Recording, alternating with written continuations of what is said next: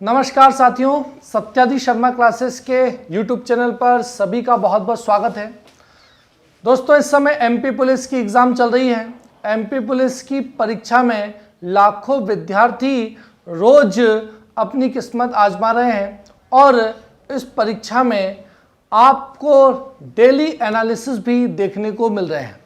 कई सारे एनालिसिस आपने देखे होंगे, परंतु आज का ये जो एनालिसिस है वो 15 तारीख की यानी कि आज की ही शाम की सेकेंड शिफ्ट का एमपी पुलिस का एनालिसिस है। एक ऐसे विद्यार्थी के माध्यम से आपको सारी जानकारी प्राप्त होगी जिसने काफ़ी समय तक एमपी पुलिस की तैयारी भी की है और बहुत अच्छे नंबर इस एग्ज़ाम में प्राप्त किए हैं। तो हम आइए जानते हैं एमपी पुलिस के आज के पेपर में क्या आ रहा है, क्या इस समय ट्रेंड व्यापम एमपी पुलिस के एग्ज़ाम का रख रहा है और आपको जब आपका पेपर होगा तो किन किन बातों का ध्यान रखते हुए पेपर देने जाना है। तो चलिए जानते हैं कैंडिडेट से कि उनका पेपर आज का कैसा रहा और क्या क्या चीज़ें पूछी गई। ठीक है, नमस्कार दोस्तों, मैं रिंकू रितेश शर्मा सत्यादि शर्मा क्लासेस से बात कर रहा हूँ। पिछले लगभग 4 सालों से मैं जो सत्यादि शर्मा परिवार से जुड़ा हुआ हूँ। मैं पहले तो सत्यादि शर्मा क्लासेस का बहुत बहुत धन्यवाद देना चाहूँगा कि मैं आज जो कुछ भी हूँ या मेरी जो भी है वो आज मैं सत्यादि शर्मा क्लासेस की वजह से ही हूँ। मैं तब आया था यहाँ पर, तब मुझे लगभग कुछ भी नहीं आता था। मेरे को पढ़ाई छोड़े हुए जो है वो 7 साल के आसपास का समय हो गया था। लेकिन आज जो है मेरा जो पेपर रहा है उसके हिसाब से मैं कह सकता हूँ कि अगर आप सत्यादि शर्मा क्लासेस के रोज़ के अगर आप वीडियो देखते हैं या आप ऑफलाइन के स्टूडेंट हैं या ऑनलाइन के स्टूडेंट हैं, तो आपको जो मटेरियल मिल रहा है, जो कंटेंट मिल रहा है, वो किसी भी एग्ज़ाम के लिए, चाहे आप एमपीपीएससी तक की अगर लेवल तक के अगर आप देखते हैं तो आपको उसके लिए भी सफिशिएंट रहेगा। अभी आज मेरा जो है वो रेलवे का भी रिजल्ट आया है, पर जैसा आज मैं पेपर देने चला गया था सुबह से, तो अभी मैं उसका रिजल्ट नहीं देख पाया हूँ। मेरे उसमें भी बहुत अच्छे नंबर थे और अगर सर का आशीर्वाद है ही सही, तो मेरा जो है वो लगभग वो जो रेलवे एनटीपीसी एग्ज़ाम है वो भी मेरा क्लियर हो जाएगा। चलिए, शुभकामनाएं। Thank you sir. पिछले जो लगभग 3 साल है, मैं 3 साल में लगभग जो है 4 से 5 एग्ज़ाम जो है क्रैक कर चुका हूँ। पर कहीं में किसी 2 एग्ज़ाम में तो मैं मेडिकल में बाहर हूँ, एक में मैं फिजिकल में बाहर हो गया था। एक जगह जो है मैं फिजिकल दे नहीं पाया था क्योंकि मेरे पिताजी की तबीयत बहुत ज़्यादा ख़राब थी उस टाइम पे, तो मैं वहाँ पे जा नहीं पाया था। लेकिन अब जो मैं जिस कंडीशन में हूँ उससे मेरे को लगता है कि नहीं, इस साल जो है मेरे पास सरकारी नौकरी आ जाएगी। ठीक है।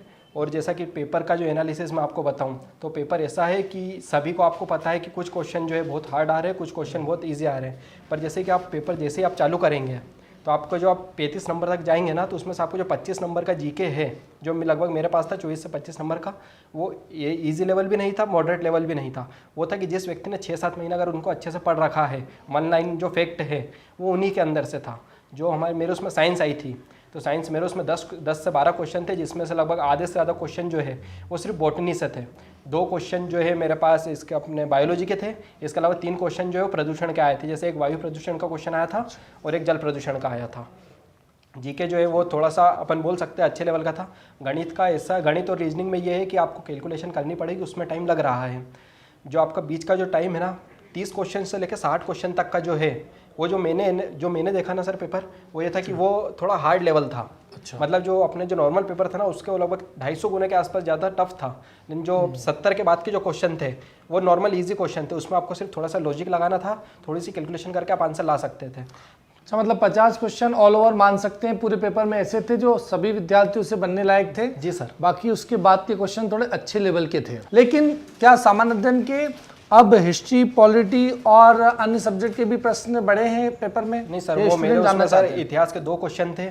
हाँ ठीक है। एक क्वेश्चन था कि खरगोन का महाकालेश्वर मंदिर जो है वो किस वंश से संबंधित है, और दूसरा था कि 1812 में अमेरिका ने युद्ध लड़ा था, वो निम्न में से किसके साथ लड़ा था। अच्छा, एमपीजी की और वर्ल्ड हिस्ट्री का क्वेश्चन हो गया। दो क्वेश्चन थे। और एक अपने शायद एक क्वेश्चन था कुतुबुद्दीन ऐबक ने जो है कुतुब मीनार का निर्माण है वो कब से प्रारंभ करवाया। ठीक है, मध्यकालीन इतिहास का भी मतलब एक प्रश्न था। ठीक है, ये 3 क्वेश्चन थे। संविधान का मेरे पेपर में एक भी क्वेश्चन नहीं था। ठीक है। स्टैटिक जीके जो नदियां, डैम वगैरह जो थे, इसका एक भी क्वेश्चन नहीं था। ठीक है। एक क्वेश्चन मेरे पास जो है वो क्वेश्चन लिख के लाया हूँ सर मैं। क्वेश्चन वहाँ तो नहीं लिखे, बाहर बता दीजिए आप। क्वेश्चन मैंने वहाँ तो नहीं लिखे, लेकिन बाहर निकल के मैंने क्वेश्चन लिखे हैं, वो मैं बता देता हूँ। इसीलिए हम लोग रिव्यू देना चाहते हैं स्टूडेंट, ताकि अच्छे से तैयारी कर सकें। ठीक है। तो जैसे मेरे उसमें क्वेश्चन था कि शिवालिक श्रेणी जो है वो निम्न में से किसका भाग है, ये क्वेश्चन था। एक खरगोन का क्वेश्चन हो गया ये। खरगोन का महाकालेश्वर मंदिर पूछा था, माउंट आबू पूछा था, जल जीवन मिशन जो है उसके तहत मध्य प्रदेश को कितनी राशि दी है केंद्र सरकार ने, एक ये क्वेश्चन था। पीथमपुर के 2 क्वेश्चन आए थे मेरे उसमें।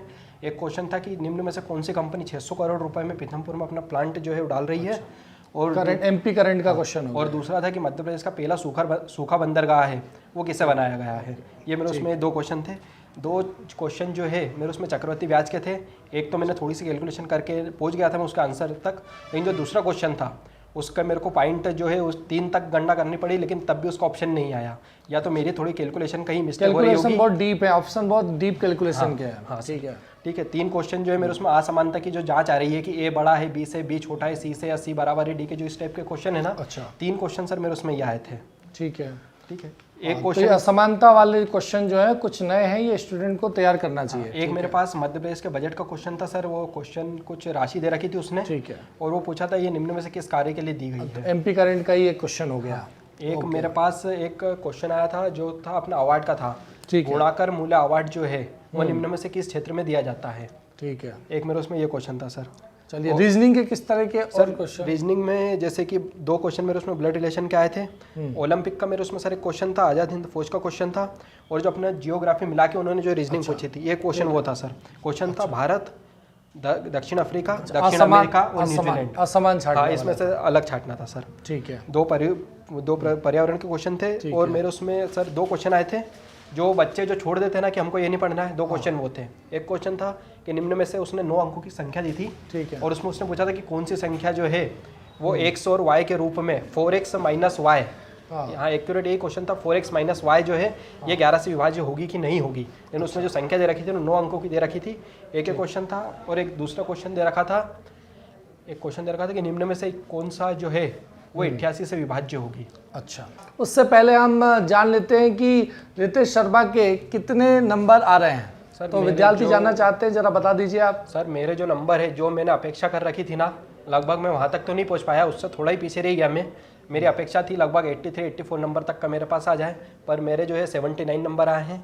मेरे पेपर में जो 4 क्वेश्चन गलत थे, जिनमें 2 के ऑप्शन नहीं दे रखे थे, 2 के क्वेश्चन नहीं दे रखे थे, और जो है 2 के जो कैलकुलेशन बहुत मतलब उसमें बहुत टाइम देने के बाद भी वो 2 क्वेश्चन के आंसर नहीं आया। अच्छा, तो उम्मीद है कि 96 से कैलकुलेशन होगा, काउंटिंग होगी, और 96 में 79 मुझे लगता है कि नंबर सफिशिएंट है, और आपको फिजिकल देने का मौका जरूर मिलेगा और फाइनल सिलेक्शन तक पहुंचेंगे, ऐसी शुभकामनाएं। इसके अलावा हमारे साथ में एक कैंडिडेट और हैं, उनसे भी मैं परिचय करवाना चाहूँगा आपका। उनका जो है अभी एग्ज़ाम में क्या रहा और कब उनका पेपर हुआ था, ये सारी बातें वो बताएंगे। एक चीज़ और मैं बताना चाहता हूँ कि इन्होंने यहाँ पर अपने संस्थान में जो है एमपी पुलिस की तैयारी के साथ साथ शिक्षक के लिए, शिक्षक पात्रता परीक्षा के लिए भी तैयारी की और वो परीक्षा भी दी। उसके बारे में भी हम इनसे जानेंगे कि वहाँ पर उनके क्या कैलकुलेशन रहा। मतलब 2 एग्ज़ाम या 2 से अधिक एग्ज़ाम को जो लोग टारगेट कर रहे हैं, क्या वो भी एमपी पुलिस के लक्ष्य को भेद सकते हैं? तो इसके संदर्भ में हम बात करते हैं। ठीक है। नमस्कार दोस्तों, मेरा नाम दीपक मीणा है और मैं सत्यादी शर्मा क्लासेस से काफ़ी टाइम से जुड़ा हूँ। और मैंने अभी मेरा 13 तारीख को शाम की शिफ्ट में मेरा पेपर था एमपी पुलिस का, और मैं उसके बारे में आपको बताना चाहूँगा आप किन चीज़ों पे ध्यान दें। देखो, साइंस के नाम पर बॉटनी पूछी जा रही है, और बॉटनी में क्लासिफिकेशन के क्वेश्चन ज़्यादा आ रहे हैं। जो वर्गीकरण के जो क्वेश्चन हैं, आप उनमें जो उनकी एग्जाम्पल है, उनकी विशेषताएं पढ़ के जाना, क्योंकि सीधे सीधे क्वेश्चन नहीं बन रहे, थोड़ा सा घुमा रहा है वो। उनके एग्जाम्पल जैसे वो पूछ रहा है कि विषम को छाटिए, तो आपको चारों की विशेषता पता होगी तो आप एक को छाट लोगे। तो आप वर्गीकरण, जिन लोगों का आगे पेपर है वो लोग पढ़ लेना। और सर से मैं रिक्वेस्ट करूंगा कि सत्यादी शर्मा क्लासेस की यूट्यूब चैनल पे भी वो टॉपिक डलवा दिए जाएंगे, तो जिन लोगों का आगे पेपर है उनको फ़ायदा मिल सके। मैथ्स में कैलकुलेशन आ रही है, कैलकुलेशन में अगर आपका बेसिक अच्छा है, आप कैलकुलेशन कर लेते हो तो आराम से बन जाएंगे, घबराना नहीं है। 80% पेपर ईजी है, 20% अगर टफ है तो आप 80% अगर अच्छे से करेंगे तो आप बिल्कुल सिलेक्ट होगे। इसके अलावा मैं टीचिंग एग्ज़ाम की तैयारी यहाँ से कंटिन्यू कर रहा था, उसके साथ मैंने सिर्फ 3 महीने पढ़कर और इधर पुलिस का एग्ज़ाम दिया और मेरा 70 स्कोर रहा है। तो मुझे अपेक्षा है कि आप सबका, मुझसे बेहतर आप सब कर सकते हैं। और मैंने टीचिंग एग्ज़ाम में जैसे मेरा रीट का पेपर हुआ अभी, उसमें मेरा 135 स्कोर रहा है, और उसके लिए मैं सत्यादी शर्मा क्लासेस के एक टीचर को थैंक यू बोलना चाहूँगा। BS Dangi sir, Sharma sir, Thakur sir, और सभी का योगदान है उसमें, सारे टीचरों का। लेकिन आशा करते हैं कि नॉर्मलाइजेशन में आपके नंबर और बढ़ेंगे, और इसके अलावा भी नॉर्मलाइजेशन की बात यदि हटा भी दें तो भी जो है 77 नंबर कम नहीं होते हैं, काफ़ी नंबर है पेपर के ट्रेंड को देखते हुए वर्तमान परिप्रेक्ष्य में हम। तो उम्मीद है आप लोगों को ये एनालिसिस बहुत पसंद आया होगा और आशा करते हैं, बहुत बहुत शुभकामनाएं आपको संस्थान की ओर से कि आप बहुत अच्छे से पेपर दे पाएंगे और एमपी पुलिस के एग्ज़ाम में सिलेक्ट होंगे। सभी को वीडियो देखने के लिए बहुत बहुत धन्यवाद। Thank you very much. Thank you.